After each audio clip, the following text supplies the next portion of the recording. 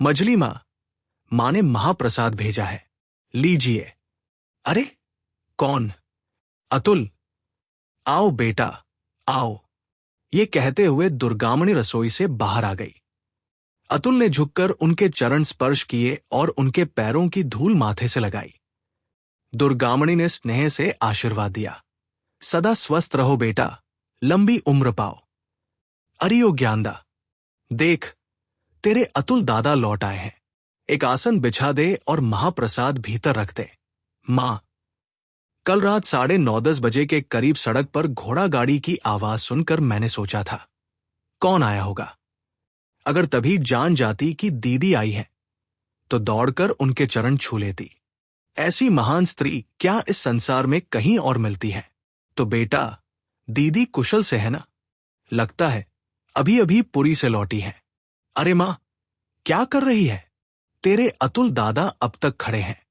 मां की आवाज सुनते ही 16 से 17 वर्ष की एक सावली सी लड़की हाथ में एक आसन लिए कमरे से बाहर आई। सिर झुकाए हुए उसने दालान में आसन बिछाया, फिर चुपचाप अतुल के चरणों के पास आकर प्रणाम किया। उसने न कुछ कहा और न ही एक बार सिर उठाकर उसकी ओर देखा। प्रणाम करने के बाद उसने अतुल के हाथ से महाप्रसाद का पात्र लिया और धीरे धीरे भीतर चली गई। लेकिन यदि कोई ध्यान से देखता तो सहज ही समझ जाता कि भीतर जाते समय उसकी आंखों और चेहरे पर एक दबी दबी मुस्कान बार बार उभर आने को बेताब हो रही थी।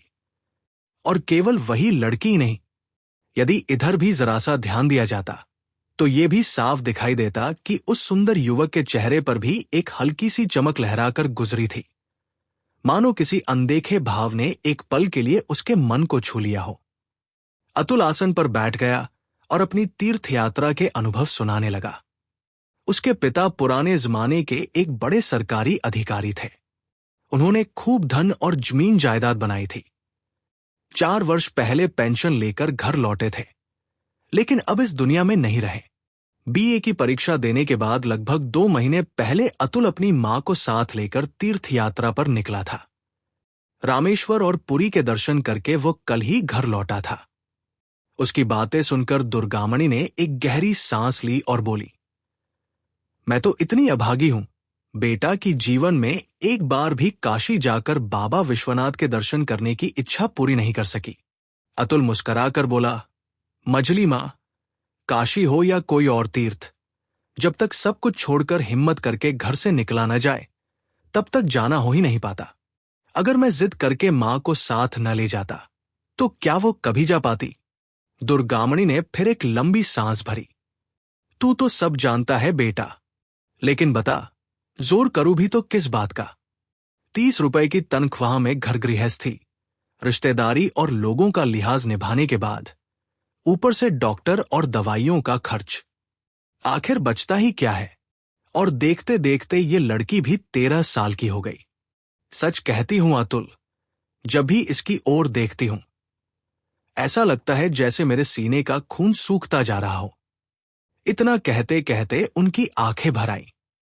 लेकिन हैरानी की बात यह थी कि इतनी चिंता और दर्द भरी बातें सुनकर भी अतुल हल्का सा हंस पड़ा। वो बोला, मजली मां, आप तो हर बात को बहुत बढ़ा देती हैं। क्या बेटी सिर्फ आपके ही घर हुई है? औरों की बेटियां भी तो होती हैं। दुर्गामणि ने गंभीर स्वर में कहा, नहीं बेटा, ये कोई साधारण चिंता नहीं, ये तो हमारी रोज की पीड़ा है। मैं समाज को अच्छी तरह जानती हूं।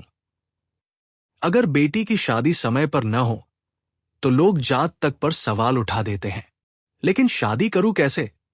उसके लिए पैसा चाहिए, और पैसा आए कहां से? इस पुश्तैनी घर के एक हिस्से के अलावा हमारा अपना है ही क्या?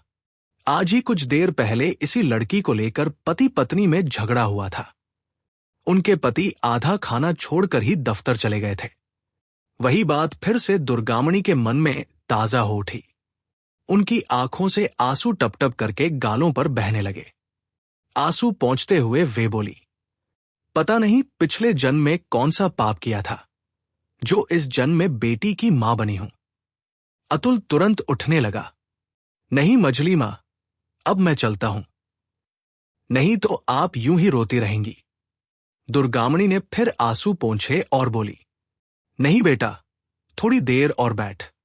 तुझसे 2 बातें करके मन का बोझ थोड़ा हल्का हो जाता है। बस एक बात सोचकर भगवान से शिकायत होती है, अगर इस अभागी को मेरी गोद में भेजना ही था तो इसका रंग थोड़ा उजला ही कर देते। केवल सावली होने की वजह से कोई इसे अपनाना नहीं चाहता।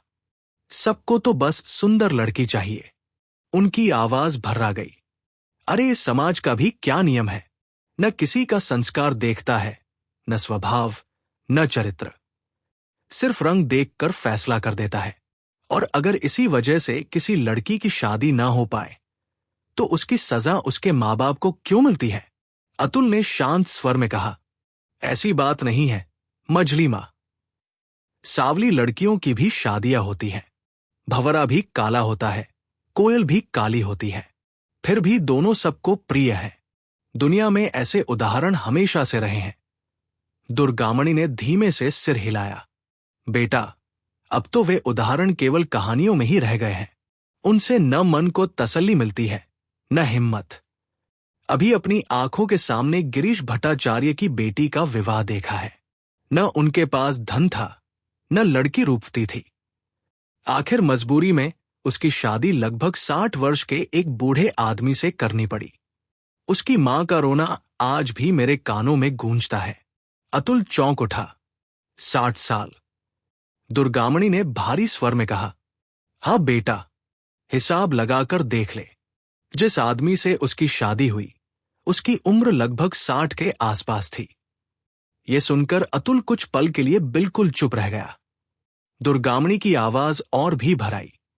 सोच, अगर वो लड़की घुट घुट कर जीने से अच्छा जहर खा ले, फांसी लगा ले या किसी दिन घर की इज्जत मिट्टी में मिलाकर कहीं चली जाए, तो एक मां होकर मैं उसे कैसे दोष दूं? कैसे उसे मन से बद्दुआ दूं? अतुल के पास इस प्रश्न का कोई उत्तर नहीं था। कुछ क्षण बाद दुर्गामणि ने उसका हाथ पकड़ लिया। बेटा अतुल, आजकल लोग कहते हैं कि तुम पढ़े लिखे लड़कों के दिल में दया होती है। अगर तुम्हारे किसी साथी का मन मेरी इस बेटी पर दया कर दे और उसे अपने घर में थोड़ा सा स्थान दे दे, तो मैं जीवन भर उसका ये उपकार नहीं भूलूंगी। दुर्गामणि की ये विनती सुनकर अतुल घबरा गया। उसने झट से अपना हाथ छुड़ाया, उनके चरण छुए और भावुक होकर कुछ कहना चाहा। मझली मां, आप इतनी चिंता मत कीजिए। मैं वचन देता हूं कि। लेकिन अगले ही पल उसके शब्द उसके होठों पर ही रुक गए। चेहरा शर्म से लाल हो उठा। उसने बात संभालते हुए धीरे से कहा, मैं पूरी कोशिश करूंगा।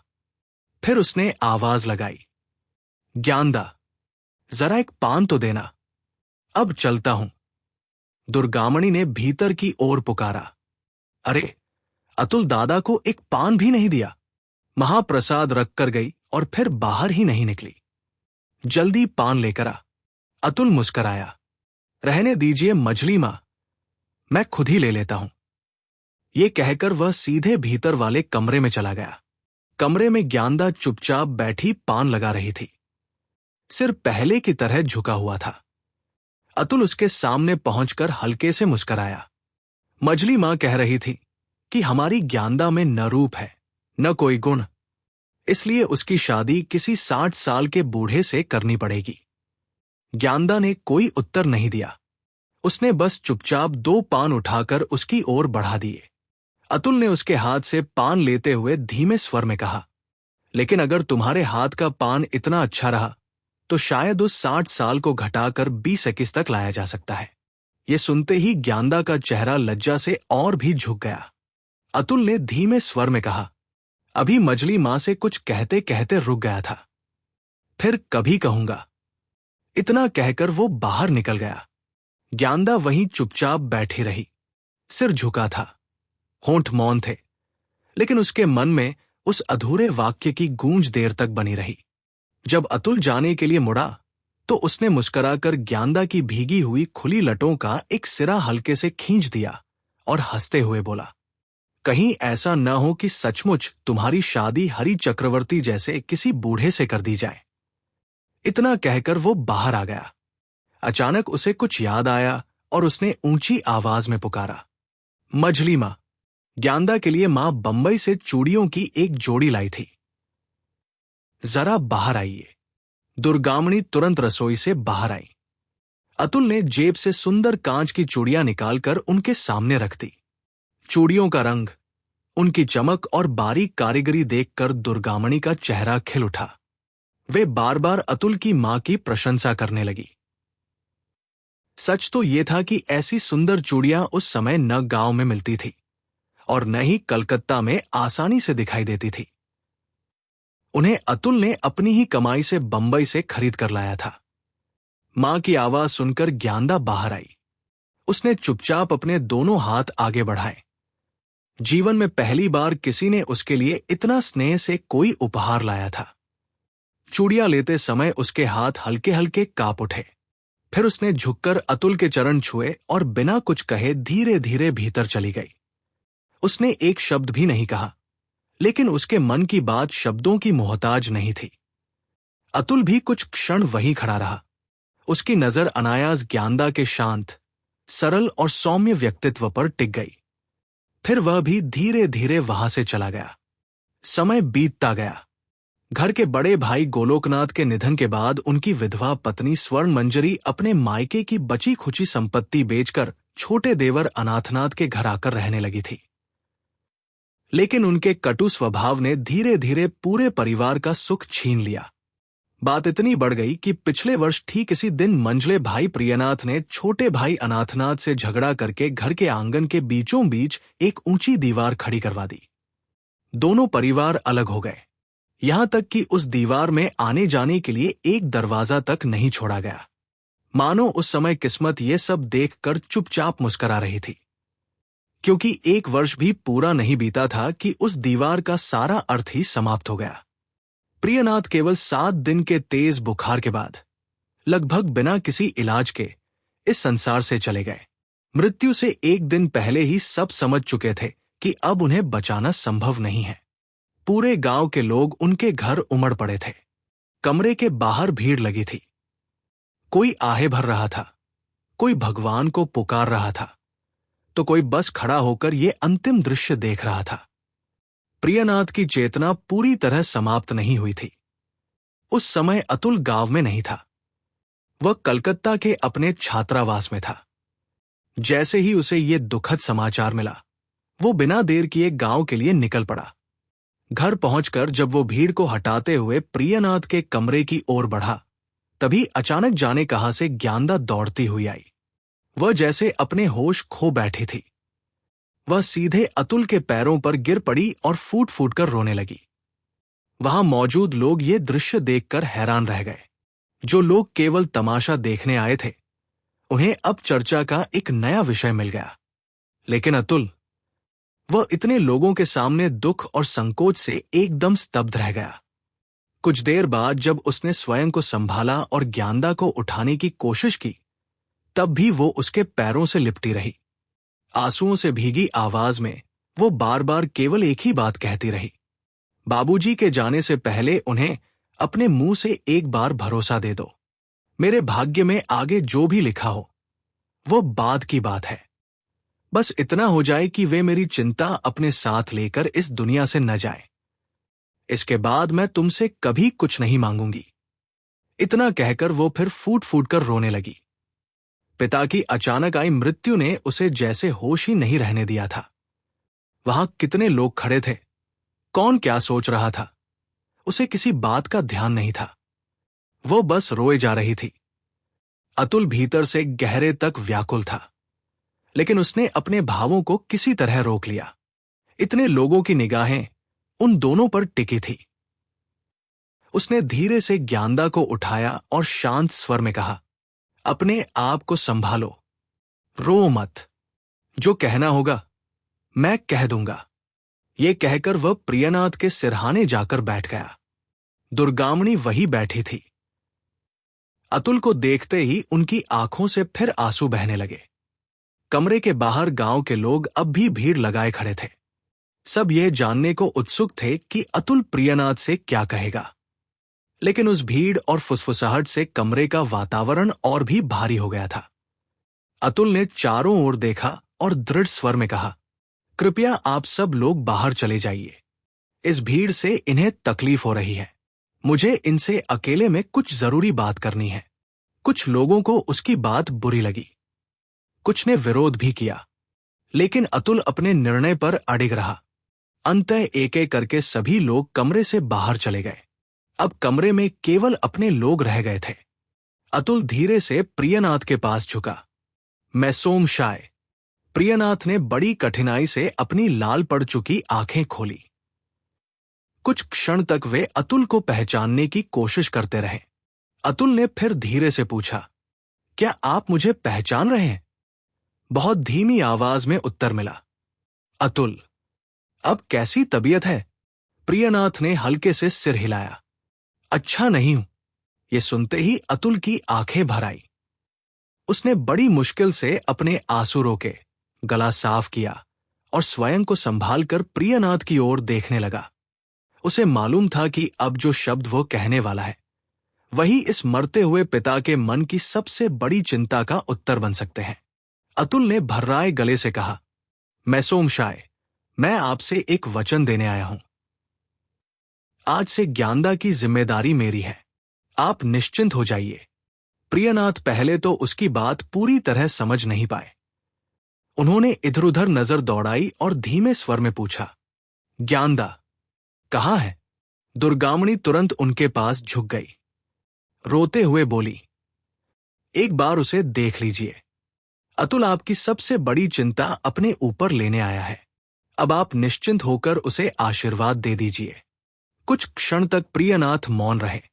फिर उनकी आंखों के कोनों से 2 बूंद आंसू ढुलक पड़े। बड़ी कठिनाई से उन्होंने अपना कांपता हुआ हाथ उठाया और अतुल के सिर पर रख दिया।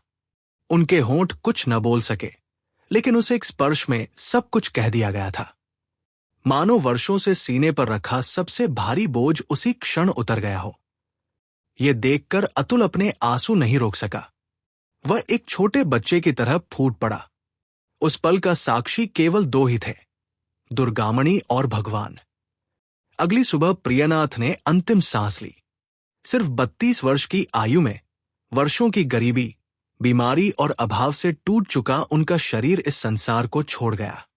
पीछे रह गई उनकी 26 वर्ष की विधवा पत्नी और 13 वर्ष की अविवाहित बेटी, जिनके भविष्य की चिंता आखिरी सांस तक उनके साथ रही थी। श्राद्ध और बाकी कर्मकांड पूरे होने के बाद घर की परिस्थितियां फिर सामने आ खड़ी हुई।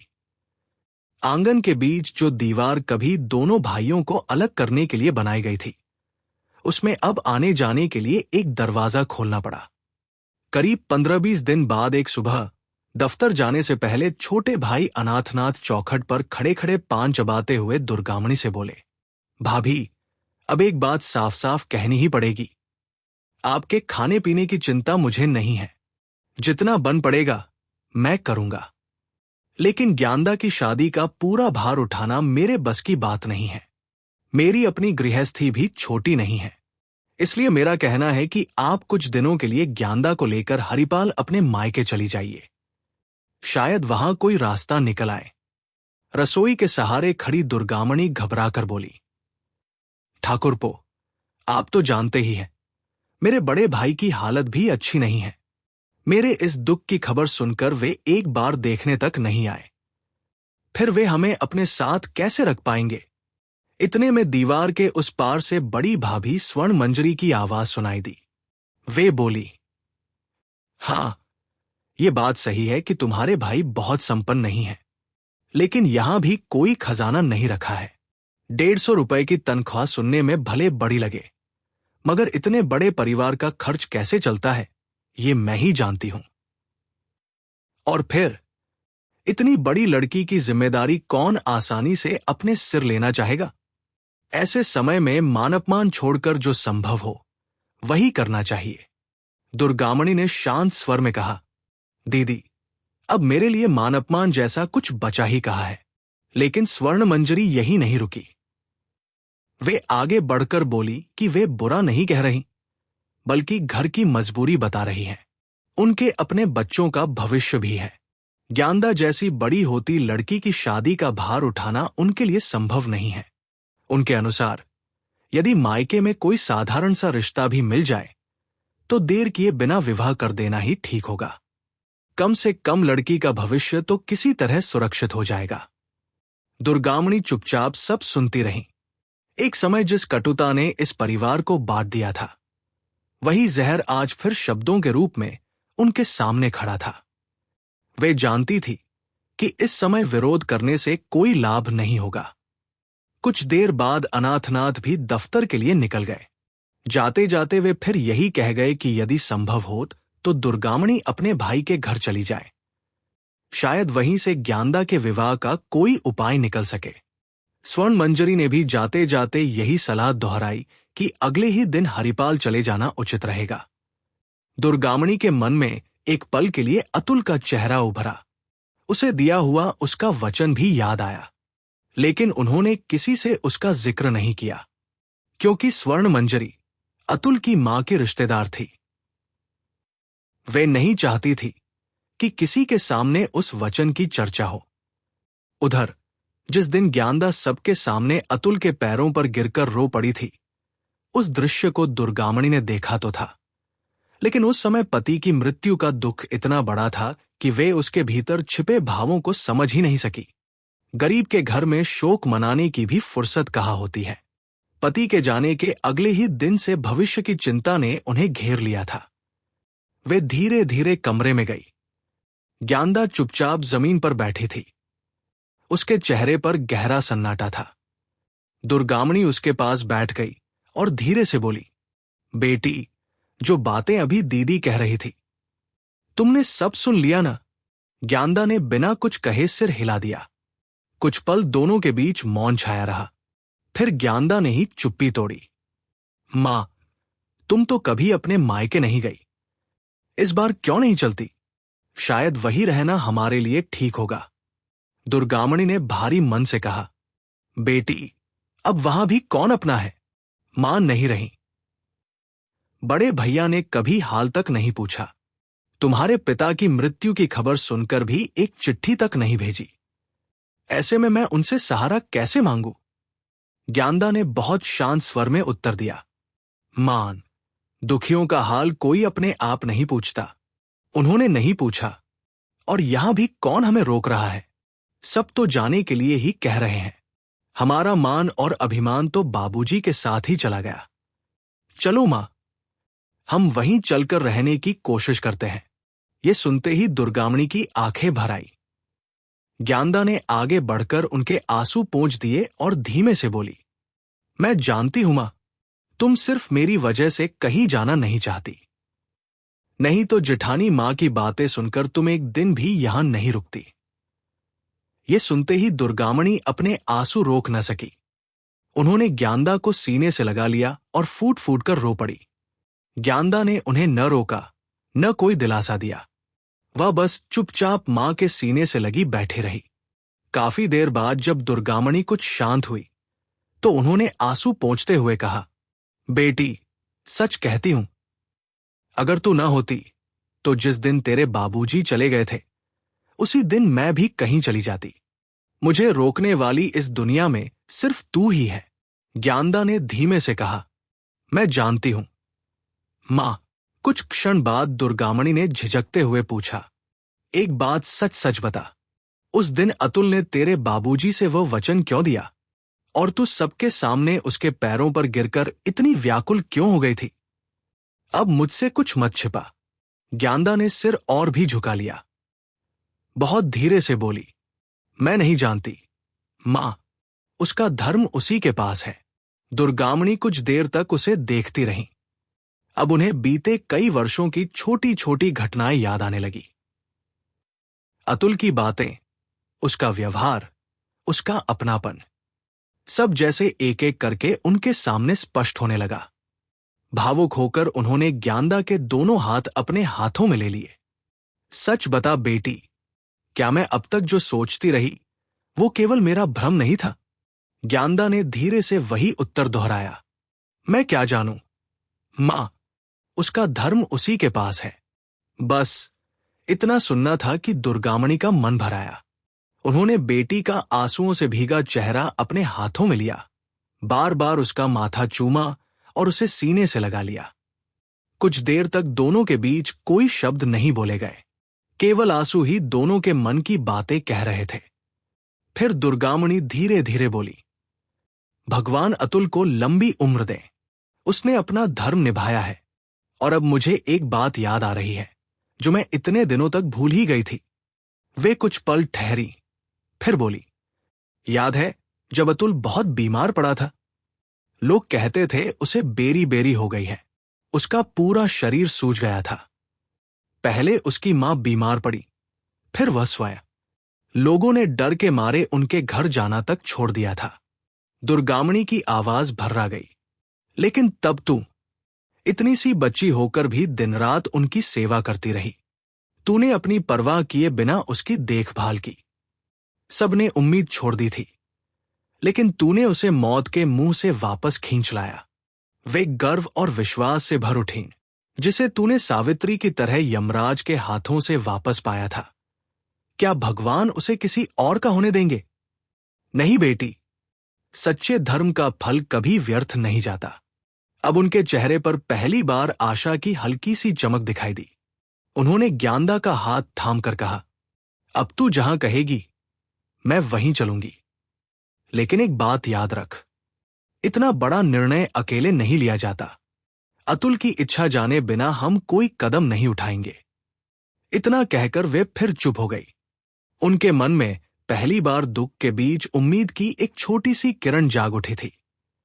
उन्हें एक एक करके पुरानी बातें याद आने लगी। वे भावुक होकर बोली, अतुल घर लौटते ही सुबह सुबह चूड़ियां देने का बहाना बनाकर मुझे नहीं, तुझे देखने आया था। हाय, तेरे बाबूजी 1 साल और जीवित रहते तो अपनी आंखों से ये सब देख लेते। इतना कहते ही उनका गला भर आया। वे आंचल से अपना चेहरा ढककर रोने लगी। तभी बाहर से स्वर्ण मंजरी की आवाज आई, मंजली बहू। दुर्गामणि ने जल्दी से अपने आंसू पोंछे, ज्ञानदा को अपने से अलग किया और बाहर आकर बोली, कहिए दीदी। स्वर्ण मंजरी ने कमरे के भीतर एक नजर डाली और कठोर स्वर में बोली, तुम लोगों को दुख में भूख प्यास न लगे, ये अलग बात है, लेकिन घर के बाकी लोग तो भूखे नहीं रह सकते। जरा समय का भी ध्यान है या नहीं? दुर्गामणि शर्म से सिर झुका गई।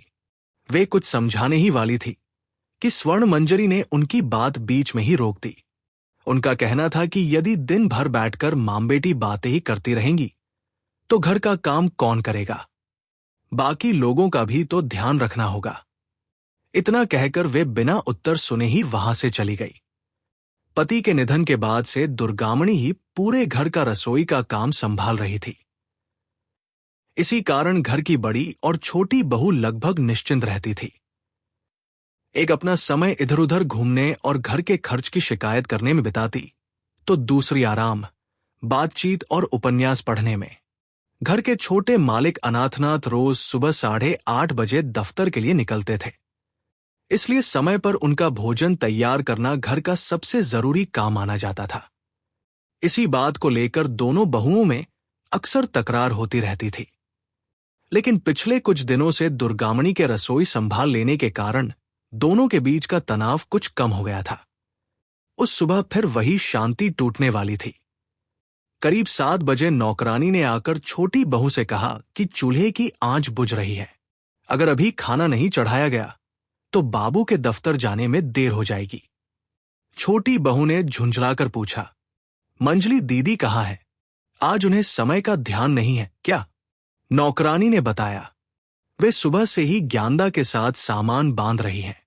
आज सुबह की गाड़ी से हरिपाल जाने की तैयारी है। ये सुनते ही छोटी बहू को पिछली शाम की सारी बातें याद आ गई, लेकिन सहानुभूति दिखाने के बजाय वह और नाराज हो उठी। उसने कहा कि केवल जाने की बात कर देने से कोई चला नहीं जाता। क्या घर के मालिक से अनुमति ली गई है? क्या सबसे पूछ लिया गया है? नौकरानी ने सहज भाव से उत्तर दिया, मालिक से क्या बात हुई ये तो नहीं जानती, लेकिन बड़ी मां ने ही तो उन्हें आज चले जाने के लिए कहा था। छोटी बहू ने तुनक कर कहा, तो फिर वही जाकर 8:30 बजे का खाना भी बना दे। ये कहकर वह गुस्से में वहां से चली गई, लेकिन कुछ ही देर बाद उसे लौटना पड़ा। आखिर अनाथनाथ को समय पर दफ्तर भेजना ही था।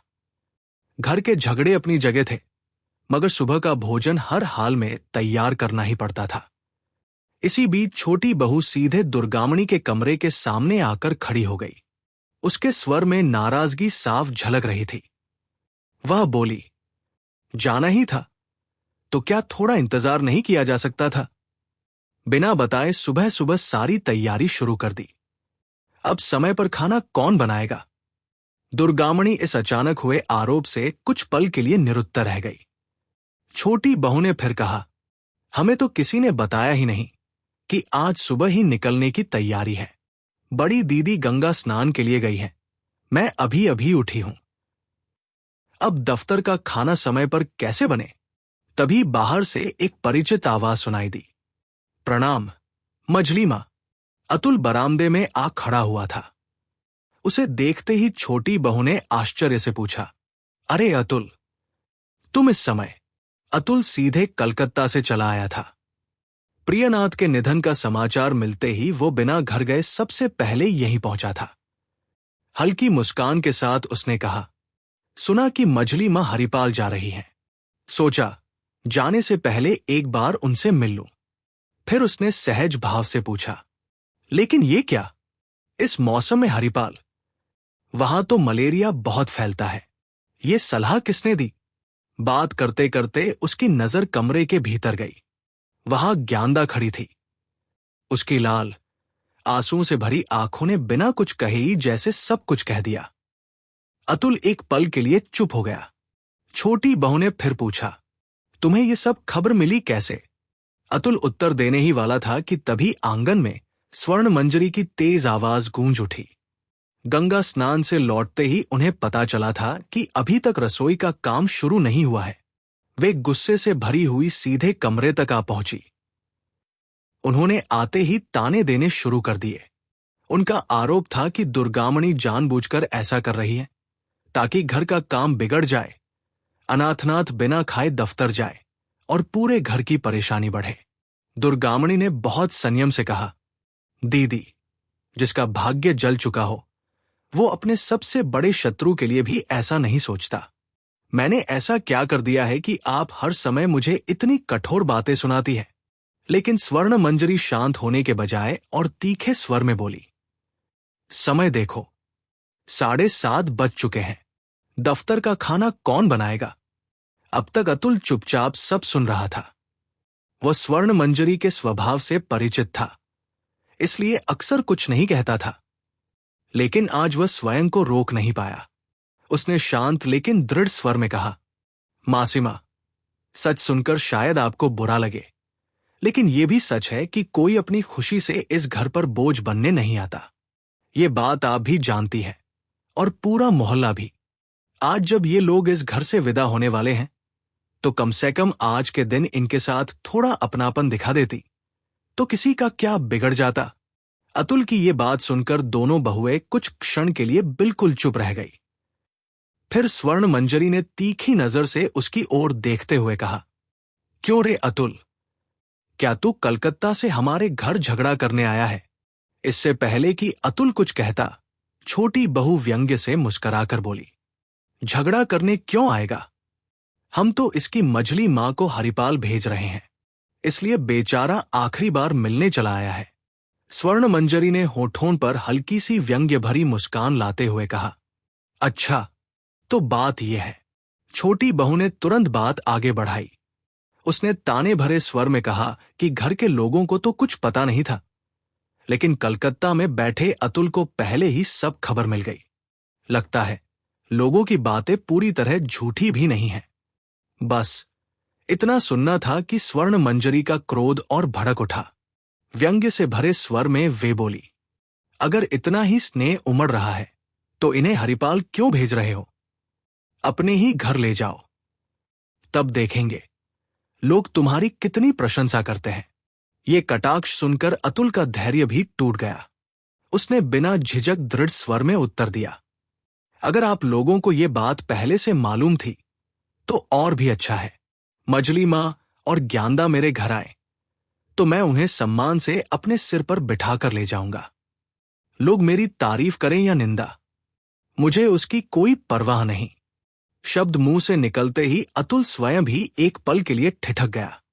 कमरे में ऐसा सन्नाटा छा गया मानो किसी ने अचानक सबके मन का पर्दा हटा दिया हो। जो बातें अब तक केवल इशारों में थी, वे आज पहली बार खुले शब्दों में सामने आ चुकी थी। किसी के पास कुछ कहने के लिए शब्द नहीं बचे। अतुल बिना किसी की ओर देखे चुपचाप वहां से बाहर निकल गया। उसी समय बैलगाड़ी भी आ पहुंची। गाड़ीवान ने आवाज दी, मां, समय हो गया है, जल्दी चलिए, नहीं तो स्टेशन की गाड़ी छूट जाएगी। वह सामान उठाकर बैलगाड़ी में रखने लगा। घर के लोग भी बिना कुछ बोले एक एक करके अपने अपने रास्ते चले गए। दुर्गामणि ने आखिरी बार घर की ओर देखा। धीरे से जय मां दुर्गा कहा, दरवाजे पर ताला लगाया और ज्ञानदा का हाथ पकड़कर बैलगाड़ी में बैठ गई। ज्ञानदा जैसे सारी शक्ति खो चुकी थी। वह चुपचाप मां की गोद में सिर रखकर आंखें बंद किए लेटी रही। बैलगाड़ी धीरे धीरे उस घर से दूर निकल गई जहां पीछे छूट गए थे अपमान, ताने और बीते हुए जीवन की अनगिनत यादें। 11 वर्ष बाद दुर्गामणि अपने मायके हरिपाल पहुंची। शरद ऋतु की सांझ थी। पूरे गांव पर नमी और धुंध की एक उदास चादर फैली हुई थी। उस वातावरण में कदम रखते ही दुर्गामणि का मन अनजाने भय से भर उठा। अब माता पिता इस दुनिया में नहीं थे। केवल बड़े भाई शंभु चट्टोपाध्याय जीवित थे। उस दिन उन्हें बुखार था। वे विश्राम की तैयारी कर चुके थे। बहन के आने की खबर मिलते ही वे धीरे धीरे बाहर आए। दुर्गामणि ने उनके चरण छुए। ज्ञानदा ने भी झुककर प्रणाम किया। भाई ने ज्ञानदा को देखते ही सहज भाव से पूछा, ये तुम्हारी बेटी है, इसकी शादी कहाँ की? दुर्गामणि ने संकोच से उत्तर दिया, अभी तक नहीं हो सकी दादा, कोशिश तो बहुत की। उम्मीद है जल्द ही कोई उपाय निकल जाएगा। ये सुनते ही भाई का चेहरा बदल गया। वे चौंक कर बोले, अभी तक शादी नहीं हुई? इतनी बड़ी लड़की घर में है। क्षण भर पहले तक उनके स्वर में जो अपनापन था, वो जैसे अचानक गायब हो गया। कुछ सोचकर वे गंभीर स्वर में बोले, यहां गांव के लोग बड़े बात बनाने वाले हैं। जब तक कोई उपाय न हो जाए, इसे रसोई या ठाकुर घर में मत जाने देना। कहीं किसी को बात बनाने का मौका मिल गया तो बेवजह मुसीबत खड़ी हो जाएगी। शंभू बाबू ने गहरी सांस लेकर आगे कहा, तुम तो इस गांव का स्वभाव जानती ही हो, खासकर हरिपाल। ऐसे लोगों का गांव कहीं और मिलना मुश्किल है। फिर उन्होंने बात बदलते हुए कहा, चलो अब भीतर आओ। अगर ज्ञानदा को उसके चाचा के पास छोड़ आती तो तुम कुछ दिन निश्चिंत होकर रह लेती। खैर, अब जो हो गया सो हो गया। पहले हाथ मुंह धो लो। इतना कहकर वे अपने कमरे की ओर लौट गए। दुर्गामणि और ज्ञानदा भी चुपचाप उनके पीछे पीछे घर के भीतर चली गई। ये शंभू बाबू का दूसरा विवाह था। उनकी पहली पत्नी को दुर्गामणि जानती थी, लेकिन दूसरी भाभी से आज पहली बार मुलाकात हो रही थी। भाभी का नाम था भामिनी। रंग सांवला, शरीर दुबला और लंबा। मलेरिया ने उनके चेहरे की चमक जैसे बहुत पहले ही छीन ली थी। वे आंगन का काम निपटा रही थी। पति की आवाज सुनकर बाहर आई। मुस्कुराकर उन्होंने दुर्गामणि का हाथ पकड़ा और बड़े अपनापे से रसोई के बरामदे में बैठा लिया। उनकी बोली अलग थी, लेकिन व्यवहार में आत्मीयता थी। दुर्गामणि अपने साथ एक हाड़ी भर रसगुल्ले लाई थी। जैसे ही हाड़ी नीचे रखी, न जाने कहां से बच्चों का झुंड दौड़ता हुआ आ पहुंचा। देखते ही देखते पूरे आंगन में शोर मच गया। भामिनी ने जल्दी जल्दी सब बच्चों में थोड़ा थोड़ा बांट दिया और बाकी मिठाई संभाल कर भीतर रखाई। बच्चे मिठाई खाते हुए खुशी खुशी बाहर भाग गए। दुर्गामणि तो इस गांव के तौर तरीकों से परिचित थी, लेकिन ज्ञानदा के लिए यह सब बिल्कुल नया था। उसने देखा कि छोटे छोटे बच्चे भी बिना किसी झिझक के इधर उधर घूम रहे थे। घरों की बनावट, चारों ओर फैले पेड़, घनी झाड़ियां, गोबर और सड़े हुए पत्तों की गंध, सब कुछ उसे अजनबी और असहज लग रहा था। सांझ धीरे धीरे गहराने लगी। तभी एक सियार आंगन के पास आ निकला। घर का बड़ा लड़का उसे भगाने दौड़ पड़ा। चारों ओर झिंगुरों की तेज आवाज गूंजने लगी। उसी समय दीवार के पास से किसी अनजाने जीव की तीखी आवाज सुनाई दी। ज्ञानदा घबरा गई। उसने धीरे से मां से पूछा, मां, ये कैसी आवाज है? भामिनी ने सुन लिया। वे सहज भाव से बोली, अरे वो तक्षक है। ज्ञानदा घबराकर बोली, तक्षक यानी सांप? भामिनी मुस्कराई, हां, लेकिन डरने की बात नहीं। लोग तो उसे देवता मानते हैं। वह किसी का नुकसान नहीं करता।